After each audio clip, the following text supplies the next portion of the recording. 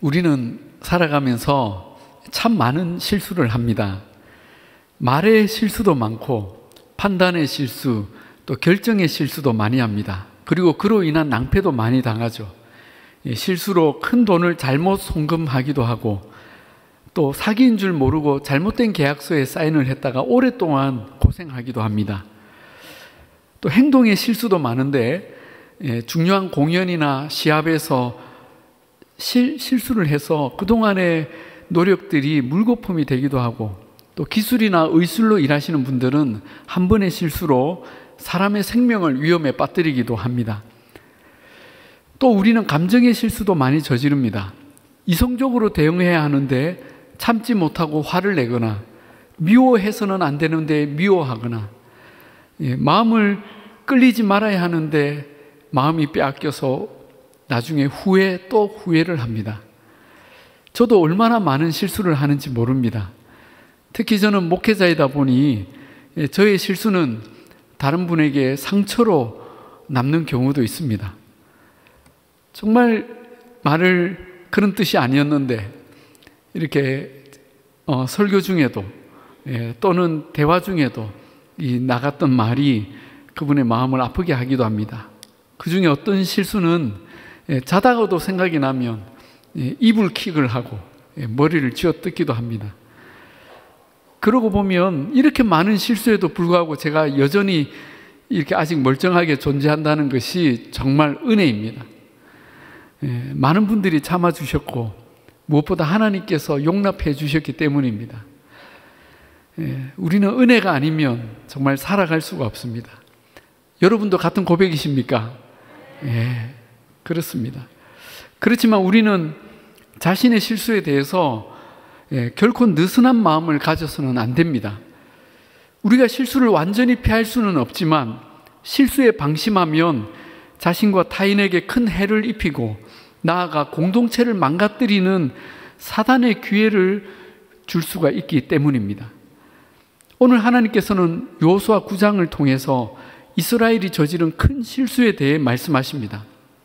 이 이야기를 통해 하나님은 우리가 실수하지 않기 위해 무엇을 해야 하는지, 또 이미 저지른 실수에는 어떻게 대처해야 하는지, 그리고 그런 실수 속에서도 하나님은 어떻게 공의를 나타내시는지 가르치고 계십니다.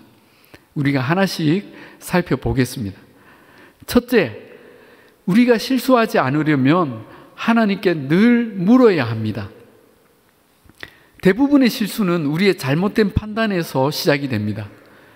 본문에서 이스라엘은 기브온 주민들에게 속아서 잘못된 판단을 하고 잘못된 언약을 맺습니다.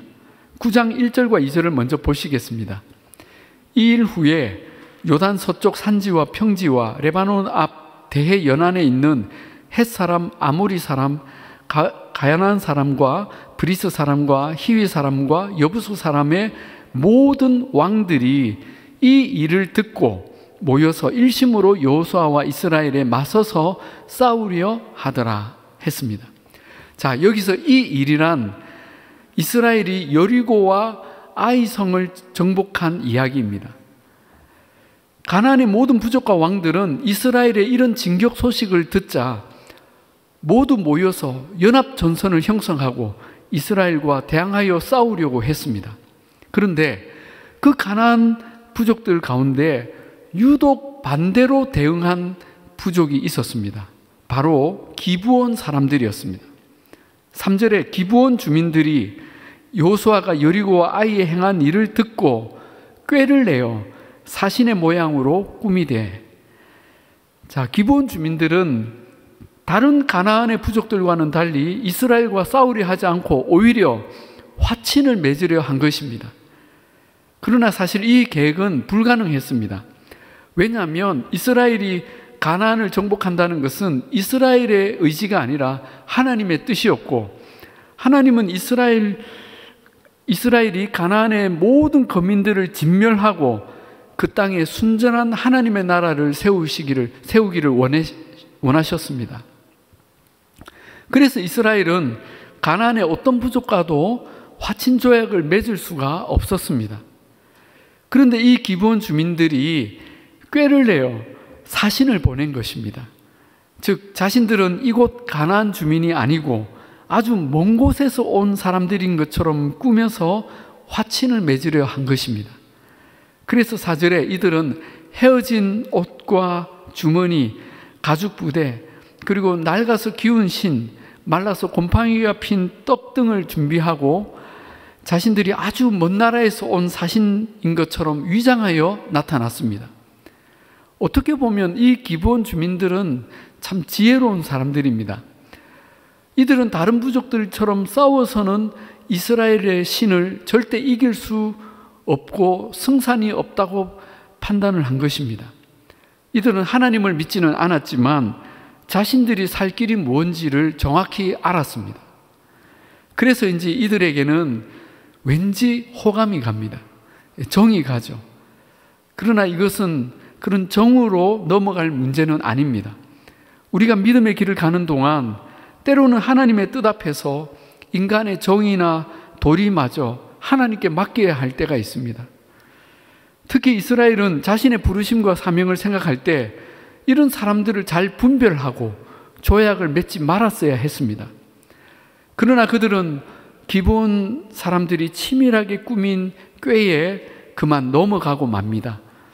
6절 끝에 기브온 사신들이 말합니다. 우리는 먼 나라에서 왔나이다. 이제 우리와 조약을 맺읍시다. 그런데 이스라엘이 처음에는 그들을 제대로 경계했습니다.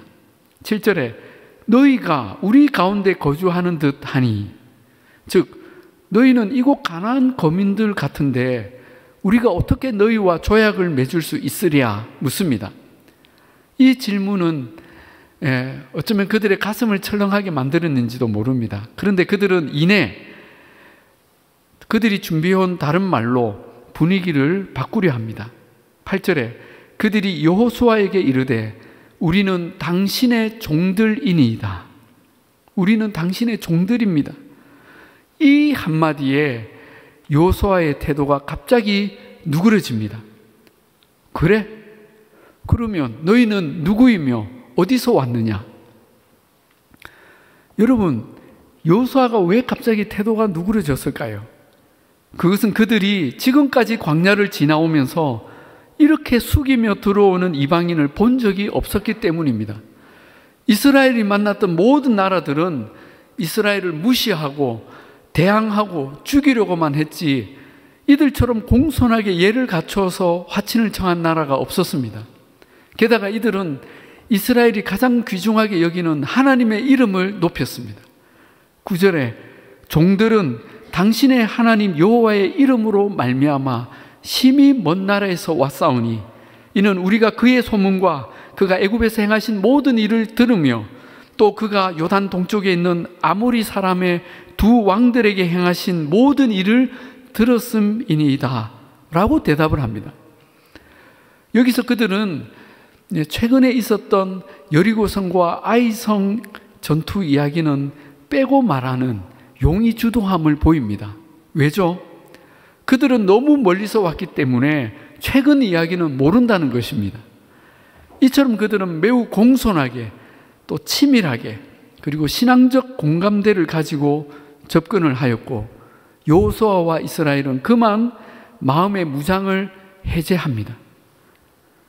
여러분, 누군가 우리에게 지나친 친절을 베풀거나 신앙적 용어로 환심을 사려고 할 때 한 번쯤은 의심을 해봐야 합니다. 요즘 많은 이단들이 기존 성도들에게 접근할 때에 과도한 친절과 헌신을 보입니다. 그리고 아주 신앙적인 그런 용어들로 환심을 사려 하죠. 그래서 이런 접근에 많은 사람들이 마음의 빗장을 풀고 그들을 신앙의 좋은 친구로 여긴다는 것입니다. 그러나 여러분, 그들의 친절이 진심일까요? 그렇지 않습니다. 매우 의도적이고 계획적입니다. 여호수아와 이스라엘은 이 기브온 주민들의 꾀에 넘어가서 결국 화친 조약을 맺습니다. 엄청난 실수를 한 것이죠. 그런데 성경은 이스라엘이 이 화친 조약을 맺은 이 실수의 결정적인 원인을 14절에서 밝힙니다. 무리가 그들의 양식을 취하고는 어떻게 할지를 여호와께 묻지 아니하고, 자, 뭐라고요? 여호와께 묻지 않았다는 것입니다. 왜 그랬을까요? 그들은 물어볼 것도 없다고 생각을 한 것입니다. 이렇게 낡은 옷과 주머니, 헤어진 신발과 곰팡이가 핀 떡을 봤는데 뭘 더 의심한다는 말인가? 게다가 이들은 우리 하나님의 이름을 높이기까지 하지 않는가? 여러분, 이스라엘은 얼마 전 아이성을 칠 때도 하나님께 물어보지 않고 갔다가 엄청난 실패를 경험했습니다. 그런데 그 똑같은 실수를 이번에도 반복하고 있습니다. 아이성 때는 자신들의 능력을 믿었다면 이번에는 자신들의 판단을 믿은 것이죠. 그러나 이스라엘이 속았다는 사실은 사흘 만에 밝혀집니다. 16절에 그들과 조약을 맺은 후 사흘이 지나서야 그들이, 즉 기브온 사람들이 이웃에서 자기들 중에 거주하는 자들이라 함을 들으니라. 기가 막히죠. 사랑하는 여러분, 우리는 어떤 중요한 결정을 할 때 이런 우를 범하지는 않습니까? 어떤 일이든 내 생각보다 하나님께 기도하고 응답을 받아서 결정하고 행동하십니까? 우리가 신앙의 길에서 실수하지 않으려면 매사에 하나님께 기도하고 물어봐야 합니다. 우리가 기도할 때 하나님은 어떤 방법으로든 응답을 주십니다. 마음의 평안을 주시든지, 말씀으로 응답해 주시든지, 아니면 특별한 방법으로 우리를 인도하십니다. 여러분, 우리 한번 따라 하실까요? 매사에 물어보자. 매사에 물어보자. 여러분, 누구에게 물어봅니까? 그렇죠. 하나님께 물어야 합니다. 전문가에게, 인생의 선배에게 물어도 좋지만 우리는 하나님께 먼저 물어야 합니다. 뭐 이런 것까지 물어야 하나 할 정도로 물으셔야 합니다. 어쩌면 그것이 바보처럼 느껴질 수도 있습니다. 그러나 그럴지라도 차라리 하나님께 물어보는 것이 더 낫습니다. 두 번째는 실수를 한 경우에 그래도 하나님의 공의를 지켜라입니다. 이스라엘은 기브온과 조약을 맺은 후에 사흘 만에 기브온이 가나안 지역에 있다는 사실을 알게 되었습니다. 얼마나 황당하고 충격이었겠습니까? 그런데 그 다음이 중요합니다. 18절에 이스라엘 족장들의 반응이 나옵니다. 그러나 회중 족장들이 이스라엘의 하나님 여호와로 그들에게 맹세했기 때문에 이스라엘 자손이 그들을 치지 못한지라. 그러므로 회중이 다 족장들을 원망하니. 참 난감한 상황이죠. 정복해야 할 기브온 성읍들을 눈앞에 두고도 공격할 수가 없게 되니까 백성들이 리더들을 향해서 원망을 쏟아붓습니다. 얼마나 난처했겠습니까? 이런 경우에 여호수아와 리더들은 두 가지 선택지가 있습니다. 하나는 끝까지 기브온과 화친 조약을 지키고 그들을 살려두는 것입니다. 그런데 이 선택은 많은 위험 부담이 따릅니다. 백성들은 이 문제로 리더들을 계속 비난하고 신뢰하지 못할 것입니다. 그리고 이 기브온 족속도 언제 내부의 적으로 돌변해서 자신들을 공격할지 모르기 때문입니다. 또 하나의 선택은 기브온이 자신들을 속이고 조약을 맺었다는 이유를 들어서 그들과의 조약을 파기하는 것입니다. 눈 딱 감고 없었던 일로 만드는 것이죠. 그리고 그들을 다 진멸하여서 이 세상에 자신들의 실수의 흔적을 남기지 않는 것입니다. 어떤 선택이 여호수아와 이스라엘을 위한 좋은 선택일까요? 그런데 여호수아와 이스라엘은 끝까지 약속을 지키는 쪽을 선택합니다. 이 선택으로 자신들이 어떤 대가를 치러야 할지 잘 알고 있었지만 또 다른 악으로 자신들의 실수를 덮으려 하지 않았습니다. 이렇게 했던 가장 큰 이유를 그들이 19절에서 밝힙니다. 우리가 이스라엘 하나님 여호와로 말미암아 여호와로 그들에게 맹세하였은즉 이제 그들을 건드리지 못하리라. 자, 여기 이유가 뭐라고 합니까? 우리가 여호와로 그들과 맹세했기 때문이라는 것입니다. 분명 부주의했고 잘못된 언약을 맺었지만 하나님의 이름으로 맹세했기에 깨뜨릴 수 없다는 것입니다. 차라리 우리가 모든 비난을 받고 대가를 치르더라도 하나님의 이름의 권위를 우리 스스로 부정할 수 없다는 것입니다. 우리는 이들의 모습에서 신앙인이 지켜야 할 최후의 양심과 가치가 무엇인지를 보게 됩니다. 그렇습니다. 우리는 실수를 했어도 하나님의 공의와 그 이름을 지켜야 합니다. 우리가 주기도문에서 아버지의 이름이 거룩히 여김을 받으시오며 라고 기도하지 않습니까? 그 거룩히 여김을 받으시는 일이 바로 이러한 모습을 통해서입니다. 내가 손해를 보더라도 비난을 받더라도 하나님이 안 계신 것처럼 살 수 없고 주님의 이름을 훼손할 수 없다는 결단이 우리 신앙의 고백인 것입니다. 결국 그들은 21절에서 무리에게 명령합니다. 그들을 살리라. 그들을 살리라. 그러면서 그 기브온 주민들은 백성을 위해서 또 성소를 위해 나무를 패고 물을 깃는 노동자로 살게 합니다. 자손 대대로. 사랑하는 여러분, 우리가 큰 실수를 저지를 수 있습니다. 그러나 그럼에도 우리는 하나님의 이름을 위해 신앙의 양심과 공의를 지켜야 합니다. 그리할 때 하나님은 우리의 그 실수에도 놀라운 긍휼과 은혜를 베풀어 주십니다. 그래서 세 번째 교훈은 우리는 실수하지만 하나님은 공의와 자비를 나타내신다입니다. 우리는 실수해도 하나님은 공의와 자비를 나타내십니다.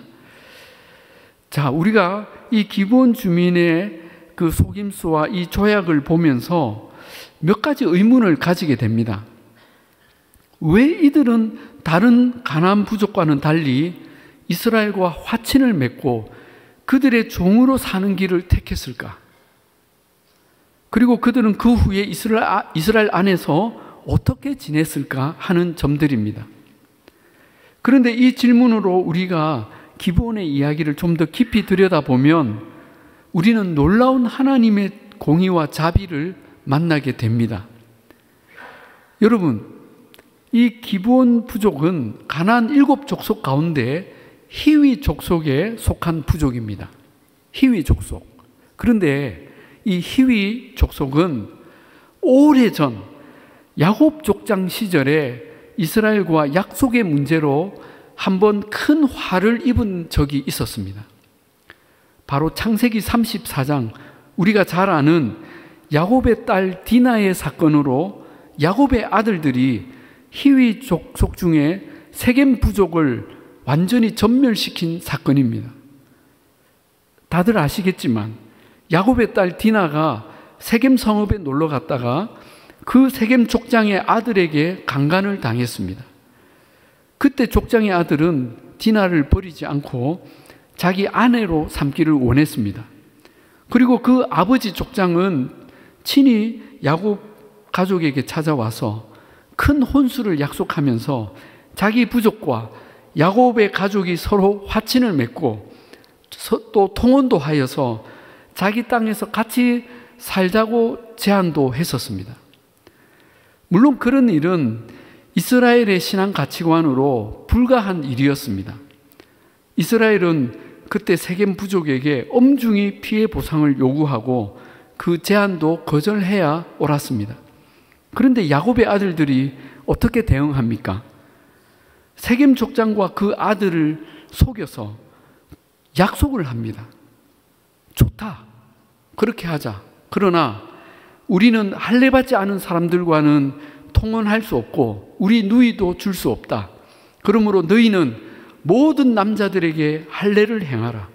그러면 우리가 너희 원하는 대로 행하겠고 우리는 서로 한 민족이 될 것이다. 약속을 한 것입니다. 그 말에 세겜 족장과 그 성읍의 모든 남자들은 다 할례를 행하게 됩니다. 세겜 사람들은 약속을 지켰습니다. 그런데 야곱의 아들들은 어떻게 합니까? 그 할례의 상처가 가장 극심했던 3일째 되던 날, 야곱의 아들들은 칼을 들고 그 성읍에 쳐들어가서 모든 남자들을 다 쳐 죽입니다. 그리고 그 성의 모든 물건과 짐승들을 다 노략하고 빼앗아서 그곳을 떠납니다. 그 세겜성은 하루아침에 피바다가 되고 망했습니다. 이스라엘은 그날 약속을 짓밟음으로 하나님의 공의를 짓밟았고 하나님의 이름을 더럽혔습니다. 그리고 500년이 지난 지금 그 야곱의 후손들이 그때 히위 족속의 후손인 기브온 부족과 다시 약속을 맺게 된 것입니다. 그런데 이번에는 이스라엘이 기브온에게 속아서 약속을 한 것입니다. 여러분, 놀랍지 않습니까? 하나님은 500년 전 그날 세겜의 사건을 보면서 피눈물을 흘리셨습니다. 그 이름의 명예를 더럽혔습니다. 그러나 그 히위 자손들과 그 약속을 기억하셨습니다. 지금 이 기브온 주민들은 어쩌면 그때 살아남은 세겜 부족의 후손인지도 모르겠습니다. 왜냐하면 기브온과 세겜은 너무나 가까운 거리에 있거든요. 아무튼 하나님은 지금 이스라엘이 모든 가나안 부족을 진멸하게 하실 때 이 기브온 주민들에게는 살 길을 열어주셨습니다. 어떻게 해요? 이스라엘의 진격 소식이 가나안에 들릴 때 다른 부족과는 달리 이 기브온만 유일하게 두려움을 느끼게 하신 것입니다. 22절에서 여호수아가 그들에게 따졌습니다. 너희가 우리 가운데 거주하면서 어찌하여 먼 곳에서 왔다고 우리를 속였느냐 물으니까 그들이 뭐라고 대답을 합니까? 당신의 하나님 여호와께서 그의 종 모세에게 명령하사 이 땅을 다 당신들에게 주고 이 땅의 모든 주민을 당신들 앞에서 멸하라 하신 것이 당신의 종들에게 분명히 들리므로 당신들로 말미암아 우리의 목숨을 잃을까 심히 두려워하여 이같이 하였나이다. 보소서, 이제 우리가 당신의 손에 있으니 당신의 의향에 좋고 옳은 대로 우리에게 행하소서. 여러분, 그들이 하나님의 심판을 듣고 믿고 두려워했다는 것은 하나님의 자비입니다. 그리고 그 모든 역사를 통하여 마침내 그들 가운데 회복된 하나님의 공의입니다. 여러분, 이 기브온 사람들이 훗날에 이스라엘 안에 거하면서 어떤 사람들이 되었을까요? 놀랍게도 이스라엘의 한 가족이 됩니다. 비록 그들은 백성들과 성전을 위한 종으로 노동하며 살았지만 하나님을 알게 되고 그 성전에서 일하면서 하나님을 깨닫게 된 것이죠. 그리고 자신들의 땅을 레위 지파를 위한 성읍으로 기부 체납을 합니다. 훗날에 솔로몬이 왕이 되고 하나님께 일천번제를 드릴 때에 그 일천번제 드린 장소가 바로 기브온 땅이었습니다. 더 훗날 이스라엘이 멸망하고 바빌론의 포로로 잡혀갔다가 그들이 귀환할 때에 그때 그 이스라엘의 귀환은 선택적인 귀환이었습니다. 가고 싶은 사람들만 가는 거예요. 그런데 그 귀환 명단 중에 기브온 사람들이 무려 500명이나 자진하여서 함께 돌아왔고 예루살렘 성전을 건축할 때에 그 기브온 사람들도 기꺼이 그 노동에 동참하였습니다. 무엇을 의미합니까? 그들은 자신의 정체성을 가나안 부족이 아닌 이스라엘 하나님의 백성으로 여겼던 것입니다. 하나님의 놀라운 자비인 것이죠. 사랑하는 여러분, 우리는 실수가 많을 뿐만 아니라 너무나 불의하고 신실하지 못합니다. 그러나 하나님은 우리의 그런 실수 속에서도 불의 속에서도 공의로 역사하시고 주님의 긍휼과 자비를 나타내십니다. 그러므로 우리는 돌이킬 수 없는 실수를 범하고 일어날 수 없을 만큼 넘어질지라도 신실하시고 공의로우신 하나님을 바라보아야 합니다. 그리고 그분께 자비와 긍휼을 구하고 하나님의 공의대로 살기를 끝까지 마음에 지켜야 합니다. 그것만이 우리가 그분의 백성으로 부끄럽지 않게 사는 길입니다. 바라기는 이러한 주님의 신실하심과 공의와 긍휼이 저와 여러분의 삶에 충만히 넘치기를 우리 주님의 이름으로 축복합니다.